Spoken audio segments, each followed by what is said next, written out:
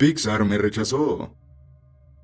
Este es uno de los memes más conocidos en torno a la animación mexicana, y es que todos en algún momento nos hemos topado con este video o con algún meme que haga referencia al mismo. Vaya, incluso existe el grupo de Pixar nos rechazó. Y todo esto tiene un origen mucho más complicado de lo que creíamos, que era un tipo haciendo un berrinche por no haber entrado a una casa animadora. Este asunto se remonta a los años universitarios del youtuber Alex Bataco Toons, el cual es un animador dedicado que ha estado activo desde 2012. Hace varios años Alex decidió postular su animación en formato de demo reel, que básicamente es un cortometraje donde se exponen todas las habilidades del animador o del cineasta dependiendo del caso. Esto con el fin de ganar una vacante dentro de un internado en Pixar, pues era uno de sus sueños. En fin, que el animador mandó su corto y al último fue rechazado por razones evidentes. Así que con un canal de YouTube y una animación que no llegó a trascender, lo único que le quedó fue subirla como mero recordatorio de esa época. Dentro del videojuego dejó algunos mensajes de cómo es que por falta de tiempo no pudo dedicar tanto tiempo al corto, y algunas frases que se podían interpretar como excusas. En fin, que varios años después de que Alex publicara este video, se comenzaría a popularizar y a ser recomendado por YouTube, siendo que en este proceso llegaría a la vista de la comunidad de la animación y esto lo tomarían como un meme, pues el título Pixar me rechazó junto a la aparente calidad deplorable de la animación dieron como resultado las burlas de varios grupos y de usuarios, siendo que la opinión general que se compartía en ese tiempo era que obvio que lo iban a rechazar con una animación tan fea como esta. Y luego, aparte de que los textos que puso al inicio del video para dar contexto al video hicieron parecer al animador como un ardido y resentido, así es como la frase Pixar me rechazó y el video se convirtieron en un meme dentro y fuera de la comunidad de animación. Y en el proceso se crearon varias creencias que solo hacían ver mal a Alex, como que era demasiado engreído como para ver que su animación era horrible, o que no tenía la suficiente madurez para aceptar la crítica. Al final y después de todo lo ocurrido con este caso, resulta que varias cosas que se mencionaron en su momento fueron falsas. Alex no estaba resentido con Pixar, sino que simplemente le puso este título de forma irónica. También era cierto que gracias a su dedicación a su canal de YouTube no pudo ponerle tanto esmero. Hasta el mismo Alex admite que la animación es fea y bastante plana. Es más, años después de haber subido este video, el animador terminó por ingresar a uno de estos internados. Así que esto se trató más que nada de un grupo de personas que no entendieron el mensaje del video y terminaron por agarrarlo como burla. A día de hoy el legado de Pixar me rechazó sigue estando presente en la comunidad de animación, pues este mismo título es el que lleva una de las páginas más famosas de memes en torno al mundo de la animación, aparte de que la expresión del video ya forman parte de esta cultura. Ava Color.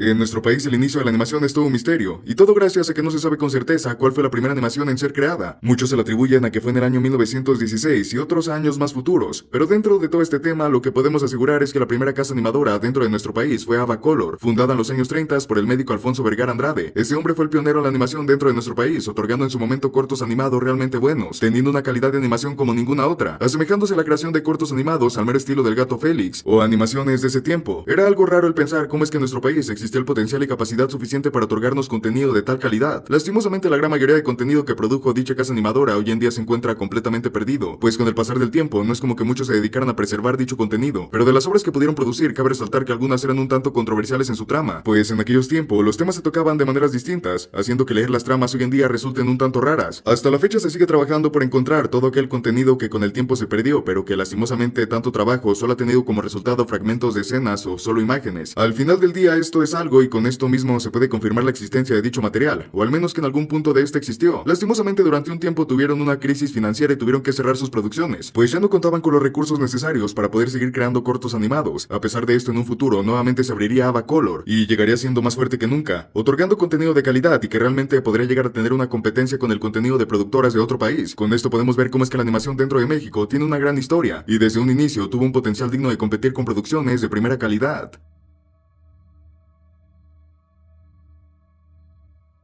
Producciones Don Quijote.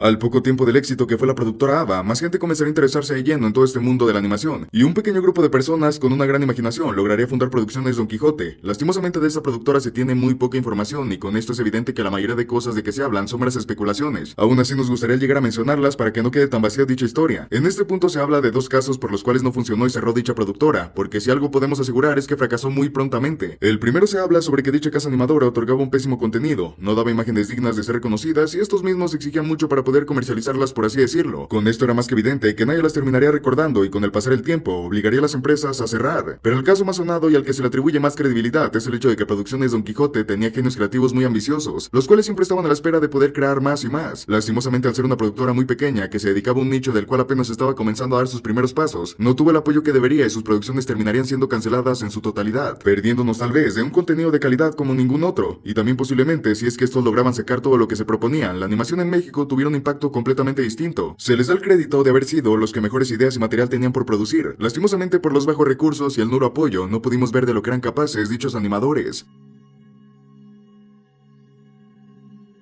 Caricolor.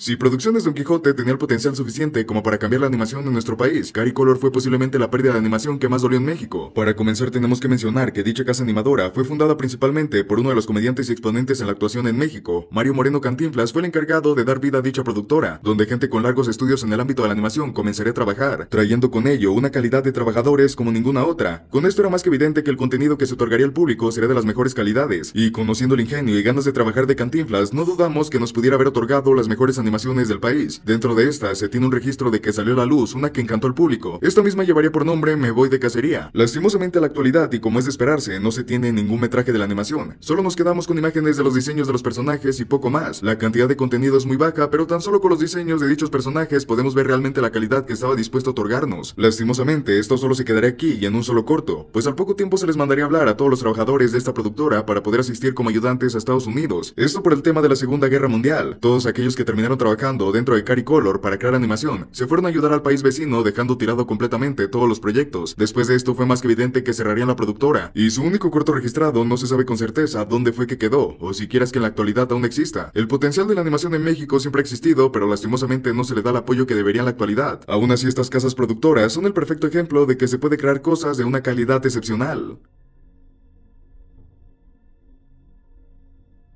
Familia Telemiau. Creemos que todos los que están viendo este video conocen la familia Telerín, este corto animado el cual se transmitía en las series de antes para hacer como una transición de programa, pues en la actualidad dicha obra se convirtió en una animación completamente dedicada, la cual tuvo un fuerte impacto por ser plenamente dirigida para el público infantil. Pero dentro de toda esta existe un fuerte rumor el cual se habla sobre una serie con una premisa y un nombre muy similar, la cual se estrenaría antes y que fracasaría por el mero hecho de competir con grandes productoras como lo eran Hanna-Barbera. Se dice que el español José Luis Moro tomaría prestada la idea de la familia Telemiau, así como sus antepasados tomaron prestado el oro de nuestra zona, y bueno, ese es otro tema. Con esto lograría crear dichas cortinillas animadas. En este caso, y al ser transmitidas en televisión española, terminarán siendo todo un éxito, lo que con el pasar del tiempo se convertiría en la familia Telerín teniendo su propio show. Mientras tanto, la familia Telemiau se quedaría un poco en el olvido, llegando a ser lo que es hoy en día, una luz media a la cual no se sabe si en verdad su existencia es verídica, pero se le atribuye mucho el hecho de que alguien más tomó la idea y logró hacerla funcionar en su propio país. Los motivos para poder confirmar dicha serie son solo los testimonios de algunas personas, las cuales saben sobre el tema. Sabemos que esto es especular mucho, pero no podemos dejar afuera un tema que realmente resulta muy curioso, y este mismo ha abierto demasiados debates en foros y posts de Reddit para tratar de llegar a dar con su verdadero origen, con el material perdido, o tan siquiera llegar a saber si en verdad esta historia termina por ser verdadera. Hasta la fecha se sigue esperando saber el verdadero origen de esta serie de cortos animados. Cantinflas Show. Cantinflas al parecer no solo estaba metido en el mundo de la animación para crear sus propias obras, sino que este mismo de un momento a otro se convirtió en una serie animada, la cual sería doblada por él mismo demostrando sus múltiples talentos ante las pantallas. Dicha serie animada saldría a la luz en el año 1972, y la duración de sus cortos animados sería solo de 8 minutos como máximo. Lo curioso de esta serie es el hecho de que fue producida por Televisa, y como no podía ser de otra manera, si mostramos mucho más de esta serie nos tiran el video. Pero dejando eso de lado, podemos mencionar que la calidad de su animación es como ninguna otra, demostrando todo el potencial que esta tenía, al igual que la mayoría de producciones de hace unos años. Es más que evidente que con el pasar del tiempo el material se fue perdiendo, quedara un poco en el olvido, cosa que terminó pasando y solo algunos episodios son los que nos podemos topar en la plataforma. De igual manera se sigue en la búsqueda de dicho material, el cual dudamos fuertemente se ha encontrado en su totalidad, ya que quienes es más probable que lo tengan completo es Televisa, y dudamos mucho que este mismo lo libere en algún punto, por lo que solo queda hacer investigaciones y búsquedas en foros dedicados completamente a estos temas. Dejando eso de lado, también podemos ver cómo es que la animación se ha fijado en grandes referentes de nuestro país, y dentro de lo que cabe no estaría para nada mal el hecho de que salgan series animadas de personas icónicas de nuestro país. Y el mejor ejemplo lo tenemos con Cantinflas Show. No se sabe con certeza en qué año fue que se dejaría de producir dicha serie animada, pero de un momento a otro se dejaría ver en la televisión, marcando el fin de dicha animación, la cual caracterizaba a la perfección lo que fue Mario Moreno como persona, pues a pesar de ser un ícono de la comedia, también era alguien que se preocupaba mucho por la educación y valores que los niños puedan tener. Los Tres Reyes Magos. La animación en México para el año 76 lograría dar un salto como ningún otro, dejándonos un largometraje ahora sí. La primera película mexicana sería presentada en dicho año, más en una fecha en que los niños disfrutaban este tipo de cortos. En la película se nos narraba la llegada de los Tres Reyes Magos para darle regalos al niño Jesús. En aquellos años la religión dominaba casi en su totalidad al país, por eso mismo es que se optaría en sacar a la luz el primer largometraje tocando temas religiosos, y para ser honestos, esto le terminaría funcionando muy bien, pues la película fue todo un éxito en su momento, y si bien muchos de los niños no podían entender muchas cosas, ellos eran felices solo por el hecho de que conocían a las personas que les traían llena sus regalos cada año. Son los papás los encargados de presentarte esta película y puede que en la actualidad muchos opten por transmitirla. Ya hablando un poco más de lo técnico, también cabe decir que su animación resultaba demasiado buena para el momento, asemejándose completamente a las animaciones de productoras tan grandes como Hanna-Barbera, por lo que hay personajes que también podían resultar muy parecidos. Sin duda la presentación de dicha cinta fue todo un avance como ningún otro para la animación en México. Con esto seguiré inspirando completamente el hecho de crear más obras con este tipo de duración, aunque eso significaría soltar más presupuesto a las casas animadoras. Como podemos estar imaginando, a futuro la elaboración de más películas era necesaria, pero que lastimosamente nos vamos a topar con casos donde se terminó perdiendo mucho más de lo que pudieron haber ganado con este tipo de obras. Katy la oruga.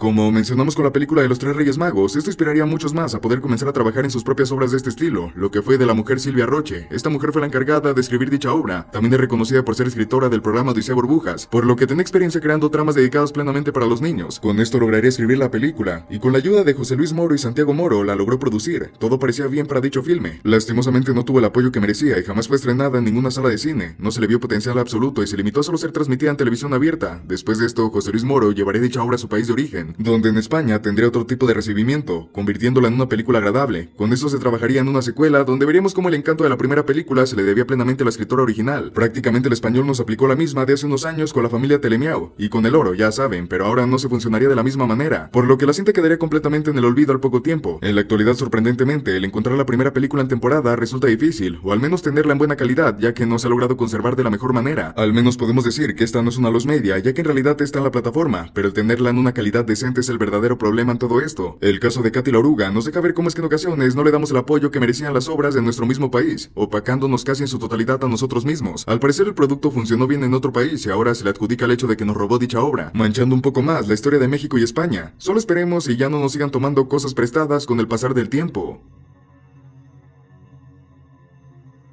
El héroe. En algunos otros videos ya hemos hablado de este gran cortometraje, el cual refleja de una manera cruda, inquietante y fría la cotidianidad del mexicano promedio, y tocando temas tan controversiales como es el atentar ante tu propia vida y el acoso. El punto en todo esto es que el corto siempre terminaba destacando ante otros más, ya sea porque un corto de este tipo con tonos ocres y una ambientación deprimente sería transmitido en un canal infantil con 11 niños, o porque como ya lo dijimos los temas que toca, en el momento que se habla del corto del héroe se leen muchas más cosas, pero lo que más resalta y es digno de reconocer es el hecho de que es todo un orgullo para el mexicano, el decir que una mente brillante como lo es la de Carlos Carrera y un grupo de animadores lograrían darnos este corto, el cual ganó la Palma de Oro en el Festival de Cine de Cannes. Para todos aquellos que no sepan, este festival reconoce a los mejores filmes a nivel mundial y los recompensa con este tipo de premios, por lo que es todo un gran logro para este hombre y el grupo de personas que lo ayudaron, el hecho de poder portar dicho premio. Pero este corto no fue para nada sencillo de grabar en un inicio, pues la tirada principal para la elaboración no sería en animación. Carlos buscaba el grabar todo dentro del metro, ser una cinta más real, pero al tener prohibido el poder ir a grabar a las estaciones, intentaría buscar más de una ubicación que le diera esa ambientación tan deprimente y lúgubre que se buscaba. Es más que evidente que no la encontraría, teniendo que optar por la animación, dando perfectamente en el clavo a la hora de representar a la perfección su sentir y todo lo que buscaba con su corto. El trabajo que hubo por detrás de dicha obra fue descomunal, pero que al final del día lograría tener la recompensa esperada. Siempre que oímos hablar de dicho corto, solo nos limitamos a decir lo crudo que fue, y sobre todo aquellas vibras que nos deja, pero también es justo el saber que dicho corto es uno de los mejores que se han producido en todo el país, y posiblemente esta marca le quede para toda la existencia, ya que el trabajo es impecable en toda la extensión de la palabra. Anima Studio. De todas las casas animadoras que han logrado existir en nuestro país, cabe recalcar que con todo el tiempo que ha pasado, la única que ha logrado tener un fuerte impacto para poder hacer proyectos realmente grandes ha sido Anima Studio. Esto sin demeritar todo el trabajo que las primeras casas animadoras hicieron, pues para ser honestos, estas mismas lograrían sentar las bases para que Anima Studio sea lo que es en la actualidad. Y tal vez muchos de ustedes han consumido sus trabajos sin darse cuenta, pues aparte de la evidente obra que más le da reconocimiento, como es El Chavo Animado, también nos ha dado películas completas con una calidad sin igual como lo son todas aquellas de las leyendas, trabajando incluso en proyectos con personajes mucho más conocidos como lo son Don Gato y su pandilla, y teniendo la posibilidad de expandirse incluso a más países. Este tipo de cosas son las que Anima Studios logró tener con el pasar de los años, y aún así con todo esto, muchos compatriotas la tachan de ser una mala empresa por el simple hecho de trabajar de la mano con Televisa. Muy posible su trabajo fuera mucho mejor reconocido si no tuviera dicha marca, pero al final del día no podemos quitar en lo absoluto todo lo que ha logrado, y también podemos asegurar que a futuro puede sacar muchas más obras que terminen por enamorar al público. De momento solo nos queda confiar en que hacen buen trabajo y que con el tiempo no decaigan. También existe la posibilidad de que muchas otras casas animadoras abran, pero ciertamente los animadores que salen de nuestro país se concentran más en poder llegar a trabajar en esta misma casa animadora, por lo que un futuro prometedor le queda completamente. Hasta los huesos. Podemos decir que las mejores obras animadas de nuestro país tienen que ser largometrajes. Las películas siempre han terminado por destacar mucho más que en cualquier otro tipo de obra que nos podamos topar. Y con esta película tenemos otro vivo ejemplo de lo que la animación en México es capaz de lograr si se le da tiempo y dedicación como ninguna otra. En dicha cinta nos podemos topar con una trama la cual en la actualidad está muy quemada. Se habla de cómo el mexicano ve al más allá y lo que nos podemos topar en dicho lugar. Una trama de historia impecable que no aburre en lo absoluto. Es lo que caracteriza a esta obra. También cabe mencionar que dicha película tiene grandes participaciones musicales, como lo pueden ser Café Tacuba o la cantante Eugenia León. En la cinta nos podemos topar más de una cosa que los haga brillar en su totalidad, pero lo que más destaca de todo esto es el hecho de que se haya creado completamente en stop motion. Este estilo de animación que los más conocedores deben de estar imaginando no es para nada barato si lo comparamos con los convencionales. Gracias a este tipo de animación es que la película se considera como la más cara en producirse, costando un total de 3 millones de pesos mexicanos, por lo que esta es una marca muy difícil de quitarle. Y es que se tendrá que trabajar en una película un corto mucho más elaborado para poder llegar a representar un costo mayor, pero posiblemente esto no lo veamos de tal manera gracias a que no muchas obras tienen tanto apoyo. También no sabemos en realidad si es que lograría recuperar todo el dinero invertido, pero lo que sí podemos asegurar es que la película fue muy bien recibida y dentro de lo que cabe se puede disfrutar a la hora de verla. Pixelatl.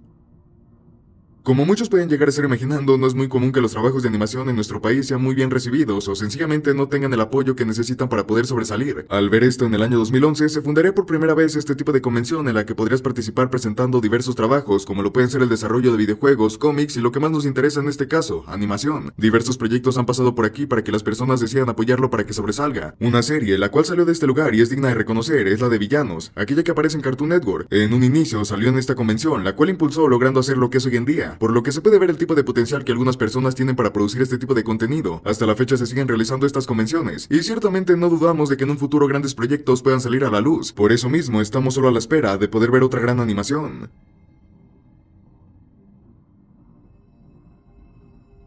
Güero Balazos.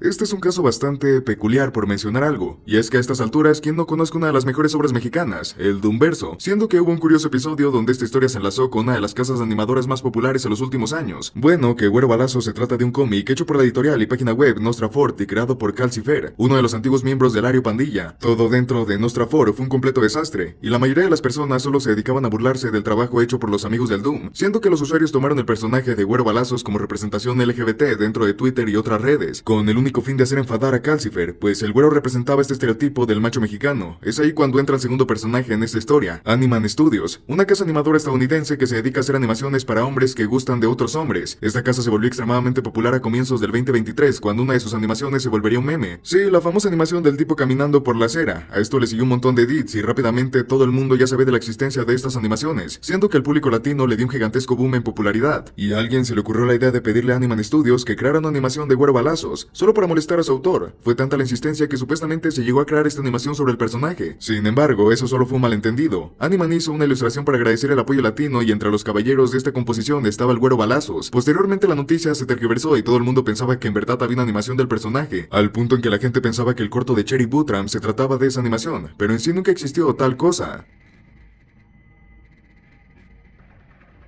Hay elotes.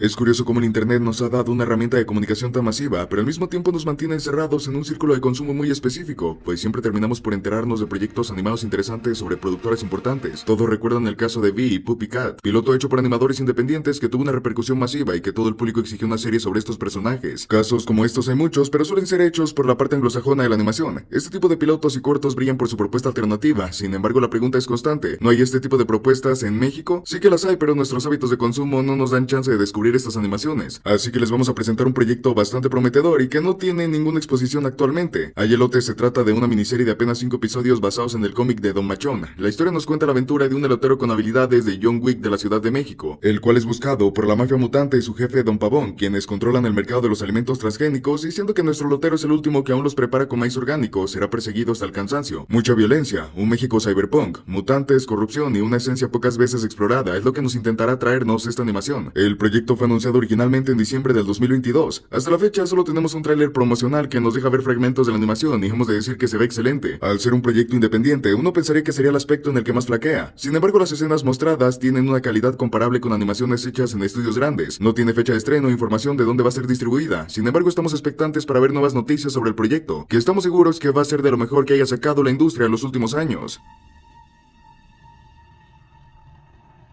El problema con la industria.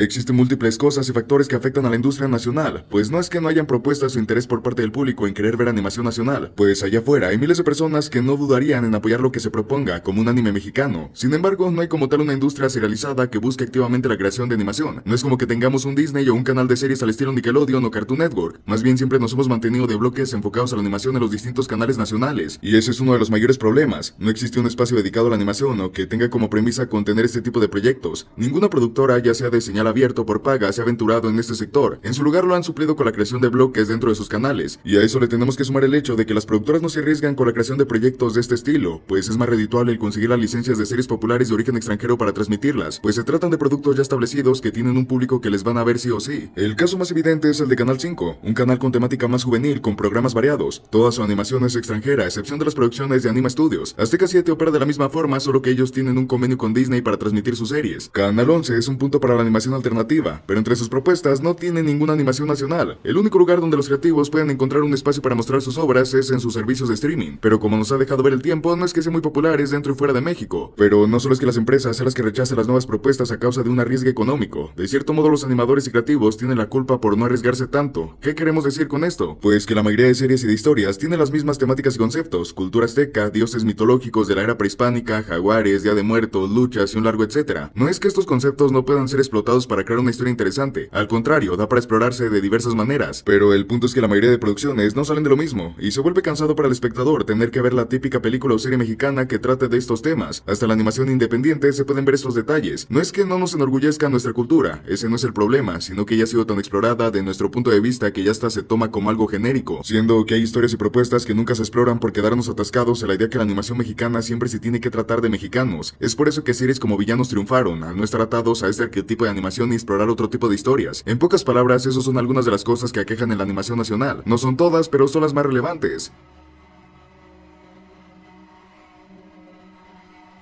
Sabel Redemption.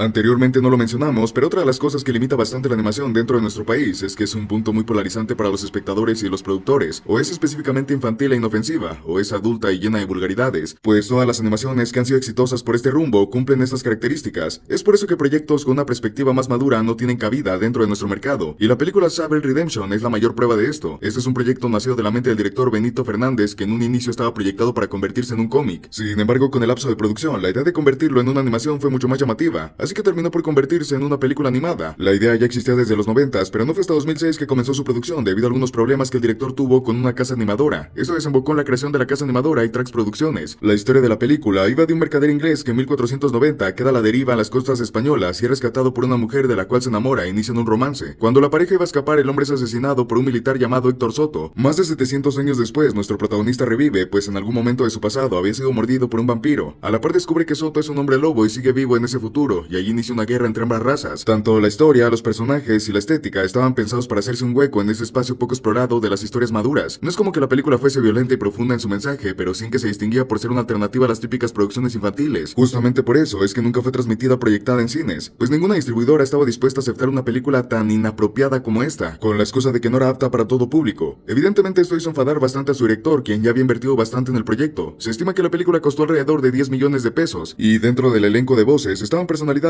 como René García o Gerardo Reyero, así que no se trataba de un proyecto amateur. Sin embargo, nunca se pudo llegar a un acuerdo para distribuir la película, así que nunca fue mostrada al público, siendo que el estudio lanzó la película a Briges 3D con la intención de recabar fondos para lanzar Sabel, pero la estrategia no funcionó y terminó por ser bastante criticada y no recabado lo esperado. Hasta la fecha Sabel no ha salido a la luz a pesar de que está totalmente terminada, una prueba de cómo es que la industria nacional pone trabas a la hora de querer innovar en estos proyectos.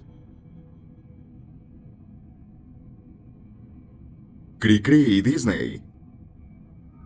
Esta es una de las historias de la cultura popular mexicana más conocidas en el medio, y es que Disney desde siempre ha intentado comprar y monopolizar todo lo que se le ponga enfrente, pero esto no fue mero capricho de Walt Disney, sino que había una justificación para intentar comprar a Cricri. Durante la Segunda Guerra Mundial, el gobierno de los Estados Unidos lideró una campaña para contrarrestar los efectos de la guerra en la población estadounidense, en especial en la juventud que vivía tiempos tan violentos y que no estaban acostumbrados a tales situaciones, siendo que uno de los pilares más importantes para esta campaña era Disney, a la cual se le encargó la tarea de crear animaciones y películas con el fin de entretener a las masas y disminuir la presión de la guerra. En uno de estos ejercicios inicios creativos, Walt se toparía con la obra de Francisco Gabilondo Soler y su personaje más emblemático, Cricri. Rápidamente se puso en contacto con diversos productores y personajes del mundo del espectáculo mexicano, con el fin de pautar una cita con el señor Gabilondo, siendo que el mismo Disney viajó a México con un equipo de sus mejores animadores y allegados para fijar un trato de compra. La idea de Disney era comprar al personaje junto a todos sus temas musicales para crear una película animada, y posteriormente convertirlo en un personaje equiparable con el Pato Donald o Mickey Mouse. Sin embargo, se toparon con la negativa del señor Gabilondo, el cual en primer lugar nunca aceptó dicha cita para tratar la compra. Se dice que en su lugar mandó a su esposa para recibir a Disney y a su equipo. Esto con el argumento de que Cricri era de la juventud mexicana, que era un personaje que pertenecía a la radio y que no tenía una figura definida, pues el hecho de que solo existiera dentro de las canciones hacía que la imaginación de las personas volara, cosa que acabaría si aceptara hacer una película y mucho peor, aceptar el vender un personaje tan importante al empresario extranjero. Es por eso que cuenta la historia que Disney salió muy disgustado de México al no poder mover ni un poco la postura del autor. ¿Quién sabe qué hubiera pasado si Disney hubiera podido conseguir los derechos de Cricri? Tal vez hasta la fecha aún tendríamos series especiales del personaje.